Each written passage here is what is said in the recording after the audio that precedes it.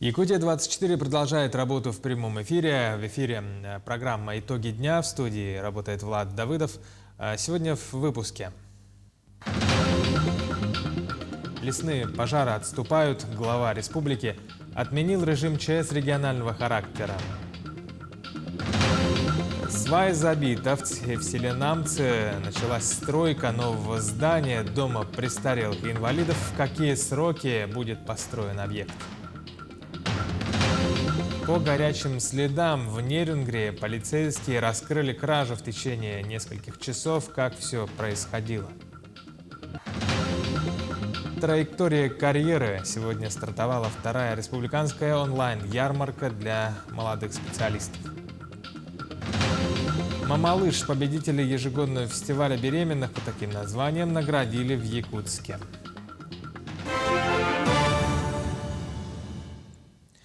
Глава Якутии Айсан Николаев отменил режим ЧС регионального характера в связи с лесными пожарами. Документ принят в связи с локализацией крупных лесных пожаров на активно охраняемой зоне лесного фонда и отменой режима ЧС в лесах муниципального характера Вилюйской и Центральной Заречной группы районов. На сегодняшний день в Якутии угрожающих населенным пунктам и объектам экономики лесных пожаров нет. Напомним, режим ЧС в лесах регионального характера в республике действовал с 23 июня текущего года. 163 человека заразились коронавирусом в Якутии за минувшие сутки, сообщает оперативный штаб. Из них в столице 93 случая. Что касается районов, то в Среднеколымском 12, в Татинском 11, в Сунтарском 6 заражений. Еще 4 человека заболели в Алданском районе, по 3 в Вилюйском, Мирнинском, Усть-Алданском, Хангаласском и Чурапчинском. Ну и еще в 18 районах заболели по 1-2 человека, данные на ваших экранах. В ходе очередного заседания республиканского оперштаба глава региона Айсан Николаев сообщил, что по республике заболеваемость коронавирусом выросла на 7%.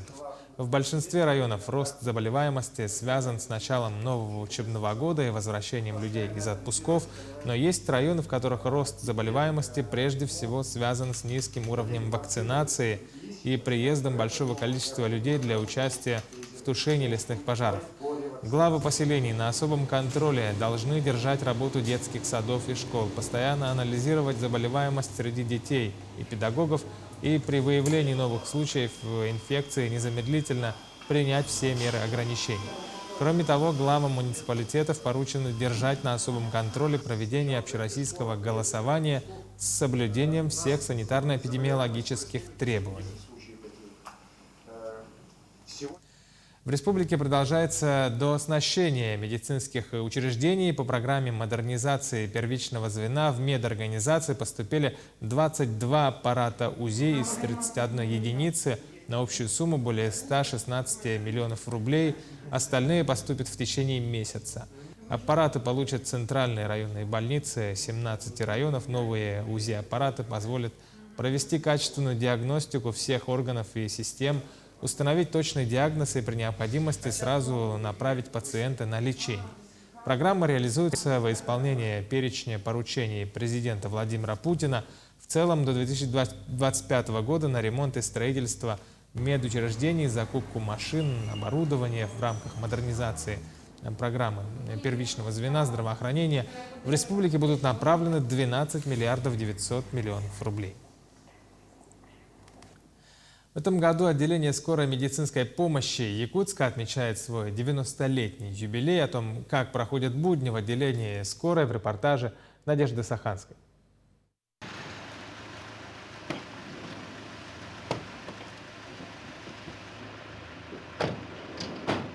Вот так врачи скорой отправляются на очередной вызов. Медлить нельзя ни минуты. Ко времени здесь относятся очень серьезно. Кстати, сейчас прозвучал вызов, который сигнализирует о том, к какой бригаде, куда нужно отправляться. Вот прямо сейчас 12-я отправляется на обед. Сюда ближе, вы здесь. Все вызовы сначала поступают на пульт операторов, которые записывают данные о пациенте, жалобы, симптомы и передают их в диспетчерскую, где и назначается бригада, которая поедет на вызов. К слову, большинство вызовов в последний год связано с коронавирусной инфекцией. Также на станции скорой медицинской помощи сформирована одна инфекционная бригада. Но также остальные бригады тоже сталкиваются с пациентами с новой коронавирусной инфекцией и знают, как себя обезопасить. Было сложно. В какой-то момент мы перешли на посуточную работу. Но наши медики все молодцы. Благодарю их за такой труд, и все справились. В отделении скорой помощи самые самоотверженные специалисты. Владимир Егоров работает здесь уже более 30 лет и ни разу не пожалел о выбранной профессии. Как бы еще вот после окончания школы, вот я впервые там увидел фильм «Дела сердечные». Вот после этого как бы загорел желанием работать именно на скорой помощи, бригаде скорой помощи. После определения диагноза пациенту назначают лечение или госпитализацию. А по возвращении на станцию скорой помощи медики фиксируют вызов. И у них есть немного времени на отдых до следующего пациента.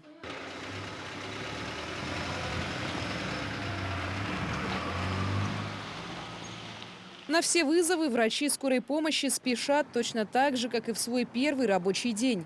Последствия аварий, приступы и роды, а порой и то, и другое разом. И тогда справиться под силу, пожалуй, только таким специалистам, которые точно сумеют помочь. Надежда Саханская, Павел Пахомов, Якутск. На сегодняшний день во всех филиалах ГУП ЖКХ Республики котельные в соответствии с температурным графиком подают тепло потребителям. В августе запустили в работу объекты теплоснабжения 12 филиалов Арктической группы районов, а в начале сентября заработали котельные филиалов Вилюйской, Заречной, Центральной группы районов, села Маган, аэропорта и воинская часть в Якутске. 11 сентября по приказу предприятия вступил в отопительный сезон и Алекминский филиал. Как отмечается, с целью надежного теплоснабжения потребителей в филиалах предприятия проведена масштабная ремонтная кампания. Все 662 теплоисточника и свыше 2800 километров инженерных сетей успешно подготовлены к работе в период максимальных нагрузок. Продолжается у нас навигационный период. Мы доставляем топливно-энергетические ресурсы до наших районов. Вот, на сегодняшний день из общего объема, который составляет 445 тысяч тонн топлива, у нас на сегодняшний день до пунктов назначения доставлено порядка 80 тонн. На особом контроле у нас это северные районы, река Индигирка, куда доставляется топливо в Абыйский, Валайховский район, и, значит, на двух реках Колыма и Яна. В райцентре Намского Улуса в торжественной обстановке забили первую сваю нового здания Дома престарелых инвалидов. Объект строят за счет федеральных денег в размере более 550 миллионов рублей. Репортаж Ульяны Шагиной. Объект будет построен в рамках регионального проекта «Старшее поколение», национального проекта «Демография». А цель проекта в первую очередь увеличение периода активного долголетия и продолжительности здоровой жизни граждан пожилого возраста. И одно из основных мероприятий – это, безусловно, укрепление материально-технической базы. В частности, вот буквально сегодня для нас очень такое значимое мероприятие состоится. Это закладка первой сваи. Будущий объект третий по счету, построенный в рамках регионального проекта. Помимо Вилюйска и Алекминска, теперь еще один современный технически оснащенный дом для престарелых и инвалидов появится и в Намском районе. Здесь, в Намцах, мы планируем, что вот именно на этой территории возникнет целый такой большой квартал здоровья, территория здоровья. Здесь вот и этот объект будет построен. Рядом будет строиться объект для уже здравоохранения. Еще одно здание так для районной больницы здесь. И, конечно же, это в целом должно, на мой взгляд, повысить качество жизни людей здесь, в Намском районе. Это очень важно, чтобы у нас люди не только в крупных городах, но и в районных центрах наших сельских условия жизни максимально были приближены к комфортным городским. Для самих жителей дома-интерната сие событие – самый настоящий праздник. 89-летний уроженец Чурапчинского Улуса, ветеран тыла и труда Егор Михайлович Феофанов здесь уже 5-й год. Дедушке здесь все нравится, но с переездом в новое здание качество жизни станет еще лучше, признается он.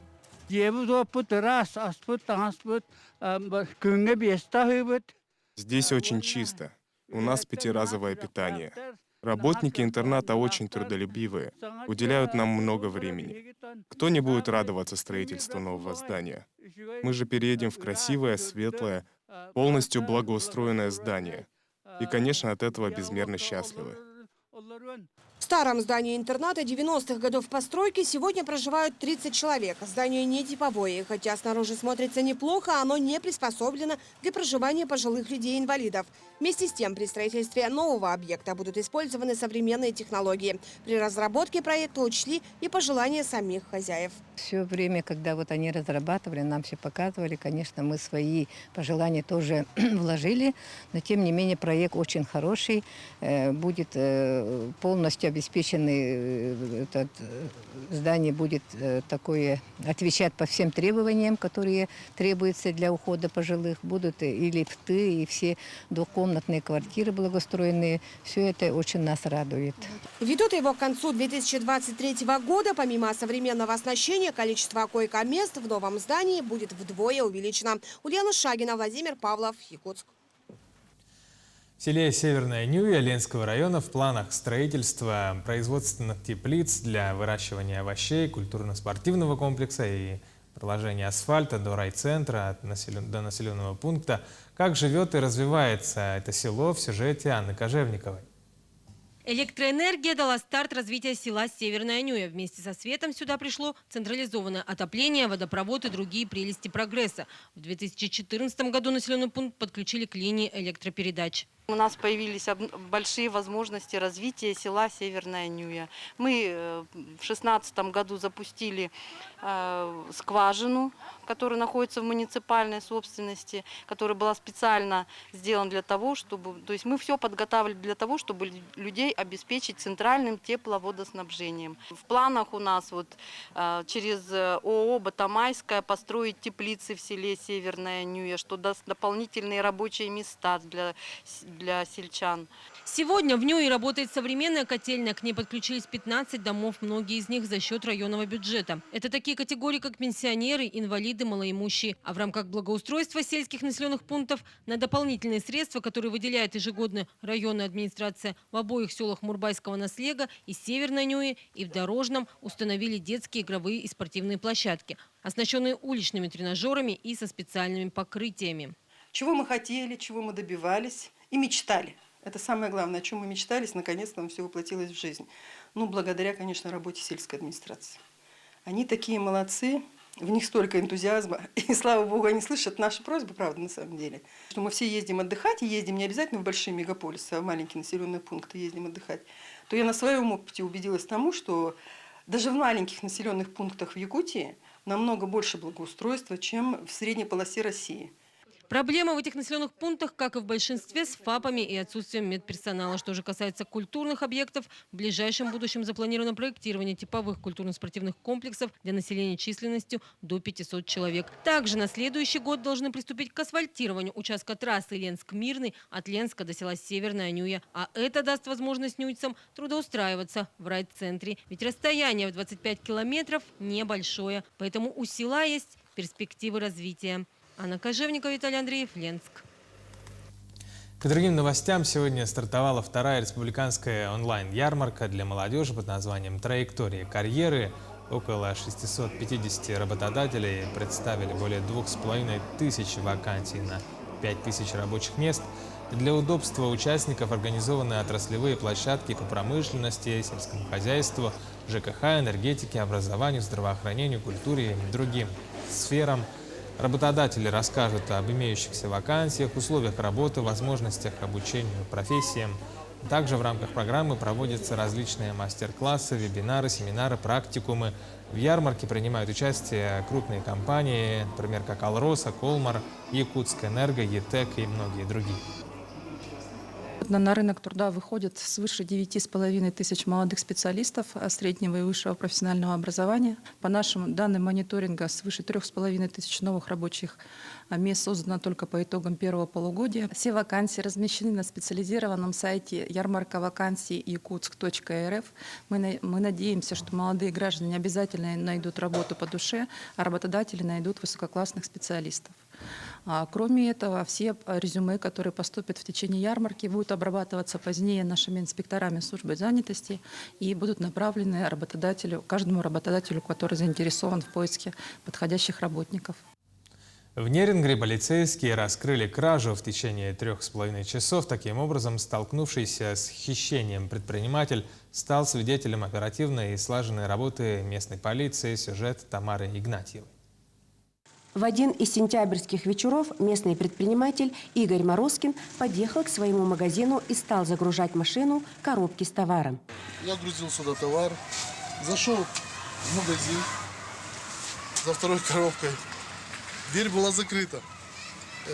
Предполагаемый преступник мимо проходил, бросил сюда бутылочку с пивом, молодец, в урну кинул. Вот. Прошел сюда, открыл дверку, взял барсетку и выгнал с материальными средствами, с документами, удалился. Жертва кражи не растерялся и сразу поехал в полицию, написал заявление о хищении. К счастью, все действия вора зафиксировали 2 камеры видеонаблюдения, которые были установлены на территории магазина. Получив ориентировку о краже, патрулировавшие тем вечером полицейские отдельного взвода постовой службы незамедлительно начали поиски подозреваемого. Сделано решение о том, что нужно будет пройтись по территории, близлежащей территории, и проверить на наличие данного подходящего человека по улице Мира.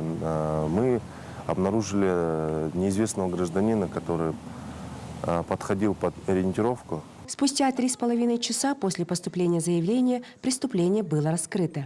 Подозреваемый, мужчина 38 лет, в алкогольном опьянении, был задержан с вещдоками. На украденные средства он успел купить себе новый телефон. Полицейские доставили задержанного в дежурную часть. Но он сознался в ходе беседы, что дал все признательные показания, что он совершил данное преступление.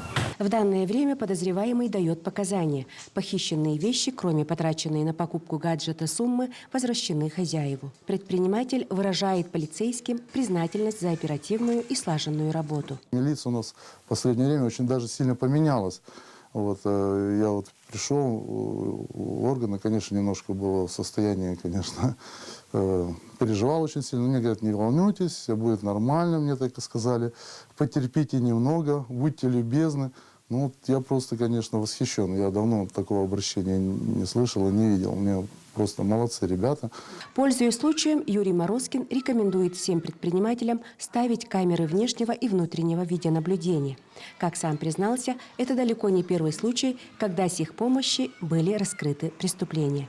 Тамара Игнатьева, Вадим Барашков, Нерингри. В Нижнеколымский район Якутии для проекта «Резиденты Арктической зоны России» по Северному морскому пути доставлены 12 бизонов, которые пополнили мир фауны заказника Плейстоценовый парк, сообщают в компании Корпорации развития Дальнего Востока и Арктики. До заполярной Якутии животных доставили из Дании. Маршрут следования был поделен на несколько этапов. Сначала через страны Европы, по территории России от Смоленска до Архангельска. С 14 августа длился самый непростой морской участок пути до поселка Черский. На сегодняшний день Плейстоценовый парк имеет общую огороженную площадь в 20 квадратных километров.